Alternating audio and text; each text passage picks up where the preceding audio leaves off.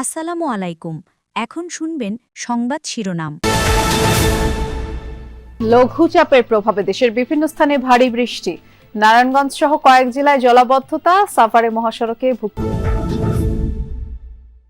আওয়ামী লীগের কার্যক্রমে নিষেধাজ্ঞা তুলে নেওয়ার সম্ভাবনা দেখছেন না আইন উপদেষ্টা।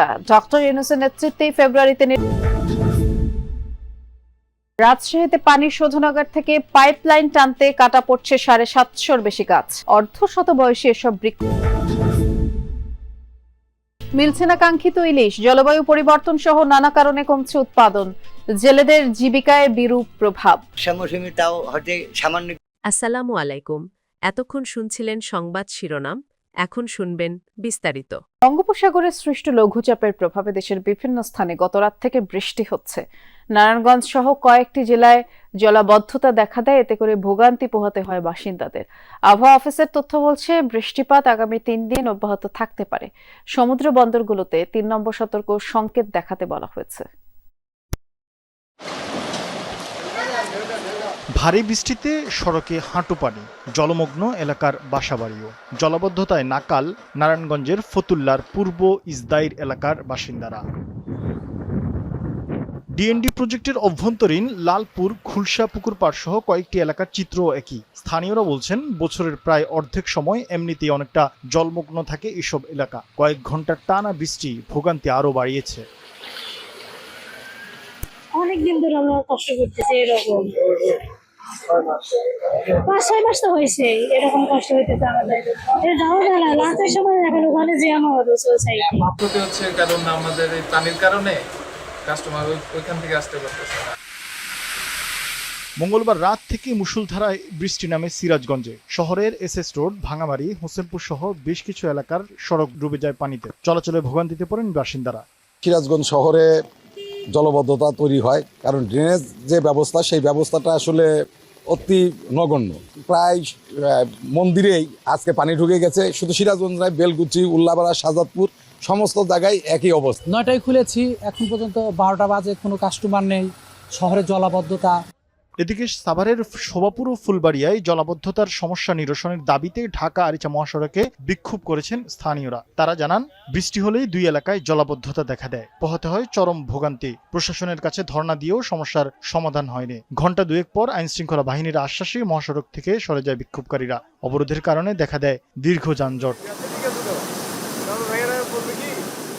আবহাওয়া অফিস জানিয়েছে, বঙ্গোপসাগরে সৃষ্ট লঘুচাপের প্রভাবে বৃষ্টিপাত আরও ৩ দিন অব্যাহত থাকতে পারে। সব সমুদ্র বন্দরে ৩ নম্বর সতর্কতা সংকেত দেখাতে বলা হয়েছে। চট্টগ্রাম বিভাগে পাহাড়ি এলাকায় ভূমিধসের শঙ্কা রয়েছে বলেও জানানো হয়েছে। শরীফ ফারুকী, যমুনা নিউজ। আওয়ামী লীগের কার্যক্রমের উপর থেকে নিষেধাজ্ঞা তুলে নেওয়ার সম্ভাবনা দেখছেন না আইন উপদেষ্টা ডক্টর আসিফ নজরুল। দুপুরে বরিশালে পূজা মণ্ডপ পরিদর্শন শেষে তিনি বলেছেন, একটা দলের কার্যক্রম যখন নিষিদ্ধ করা হয় তখন নিষেধাজ্ঞা স্থায়ী না অস্থায়ী এ ধরনের প্রশ্ন থাকে। এ প্রসঙ্গে প্রধান উপদেষ্টা যা বলেছেন তা থিওরিটিক্যাল। নির্বাচনের বিষয়ে আইন উপদেষ্টা স্পষ্ট করে বলেন, ফেব্রুয়ারির প্রথমার্ধেই নির্বাচন অনুষ্ঠিত হবে। শান্ত পাহাড়কে যারা অশান্ত করছে তাদের বিরুদ্ধে কঠোর ব্যবস্থা নেওয়ার কথাও জানিয়েছেন তিনি। আওয়ামী লীগের কার্যক্রম নিষিদ্ধটা উইথড্র হবে এই ধরনের কোনো সম্ভাবনা আমি দেখতে পাচ্ছি না। আমি যেটুক জানি যে আমাদের আন্তর্জাতিক অপরাধ আদালতে যে প্রসিকিউশন টিম আছে, সেই টিমের পক্ষ থেকে সংগঠন হিসাবে আওয়ামী লীগের বিচার চাওয়ার একটা পদক্ষেপ বরং নেওয়া হচ্ছে। কাজেই এই নির্বাচনের আগে তো দূরের কথা, অদূর ভবিষ্যতে আমি আমার পর্যবেক্ষণ থেকে যেটুক বুঝি আর কি, আমার ধারণা আওয়ামী লীগের কার্যক্রম এটা আপনার যে নিষিদ্ধ হয়েছে এটা উইথড্র হওয়ার কোনো সম্ভাবনা নাই। নির্বাচনকে সামনে রেখে যত বাধাই আসুক তা প্রতিহত করা হবে। ডক্টর ইউনূসের নেতৃত্বে আগামী ফেব্রুয়ারিতে নির্বাচন অনুষ্ঠিত হবে বলেছেন অ্যাটর্নি জেনারেল মোহাম্মদ আসাদুজ্জামান। সকালে ঝিনাইদহ ডায়াবেটিক্স সমিতির উদ্যোগে আয়োজিত মতবিনিময় সভায় তিনি অংশ নেন। বলেন, পৃথিবীতে সকল সভ্যতায় অতীতে যেসব সরকার গঠিত হয়েছে তার মধ্যে অন্তর্বর্তী সরকার সবচেয়ে বৈধ। যারা দেশের মানুষকে দীর্ঘ সময় জিম্মি করে রেখেছিল তারা আগামী নির্বাচন বানচালের ষড়যন্ত্র করছে, আর সেসব ষড়যন্ত্র প্রতিহত করে স্বতঃস্ফূর্তভাবে আগামী নির্বাচনে ভোট দেবে জনগণ।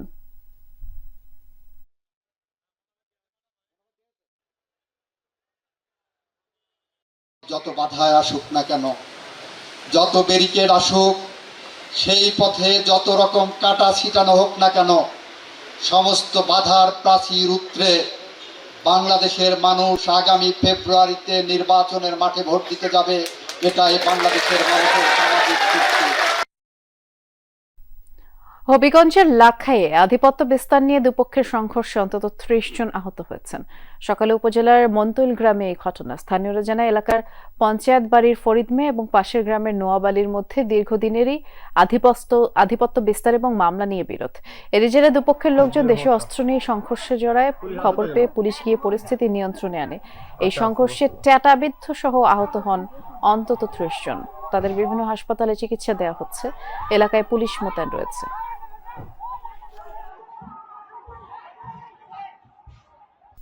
তিন জেলায় দুর্বৃত্তদের হামলায় নিহত হয়েছেন 3 জন। ভোরে খুলনার দৌলতপুরে নিজ বাড়ি থেকে উদ্ধার করা হয় তানফিন হোসেন শুভর মরদেহ। স্বজনরা জানায় রাত 3টায় গুলির শব্দ শুনে সেখানে গিয়ে রুমের জানালা খোলা দেখতে পান। গুলিবিদ্ধ অবস্থায় উদ্ধার করে শুভকে হাসপাতালে নেওয়া হয়। আর শারীরিক অবস্থার অবনতি হলে ঢাকায় আনার পথেই মৃত্যু হয় তার। এদিকে মঙ্গলবার রাতে পাবনার সাধুপাড়ায় দুর্বৃত্তদের ছুরিকাঘাতে শেখ আকাশ নিহত হন। পরিবার জানায় মিল্লাত নামের এক ব্যক্তির সাথে কিছুদিন আগে কথা কাটাকাটি হয় আকাশের, এরই জেরে হত্যাকাণ্ড বলে অভিযোগ। এছাড়া জামালপুরের লক্ষ্মীচর ইউনিয়নে বাড়ির ভেতর দিয়ে রাস্তা তৈরিতে অস্বীকৃতি জানানোয় এক বৃদ্ধকে পিটিয়ে হত্যার অভিযোগ উঠেছে।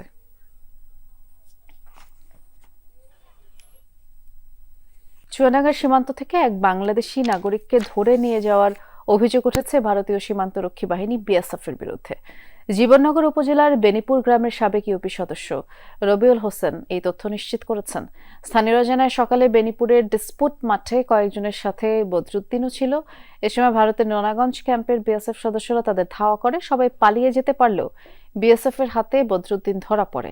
এ ঘটনায় বিএসএফ এর সাথে যোগাযোগের চেষ্টা করা হচ্ছে বলে জানিয়েছেন মহেশপুর 58 ব্যাটালিয়নের অধিনায়ক লেফটেন্যান্ট কর্নেল রফিকুল আলম।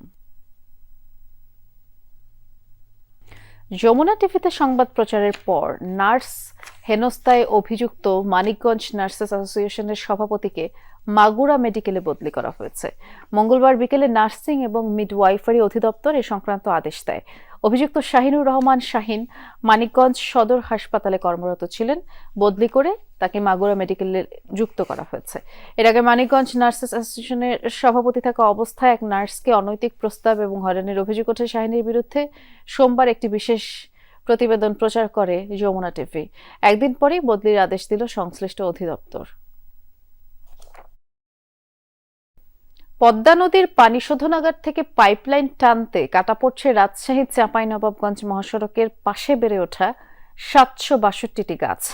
এরই মধ্যে শুরু হয়েছে গাছ কাটার কাজ। প্রায় অর্ধশত বছর পদ্মা নদীর পানি শোধনাগার থেকে পাইপলাইন টানতে কাটা পড়ছে রাজশাহী চাঁপাইনবাবগঞ্জ মহাসড়কের পাশে বেড়ে ওঠা 762টি গাছ। এরই মধ্যে শুরু হয়েছে গাছ কাটার কাজ। প্রায় অর্ধশত বছর বয়সী এসব গাছ কাটায় ক্ষুব্ধ এলাকাবাসী। তবে রাজশাহী ওয়াসা বলছে নগরবাসীকে সুপেয় পানি সরবরাহে নেয়া গুরুত্বপূর্ণ প্রকল্পের স্বার্থেই গাছগুলো কাটা হচ্ছে। সড়ক ও জনপথ বিভাগ বলছে জায়গা সংকট আর ওয়াসার জমি অধিগ্রহণের সুযোগ না থাকায়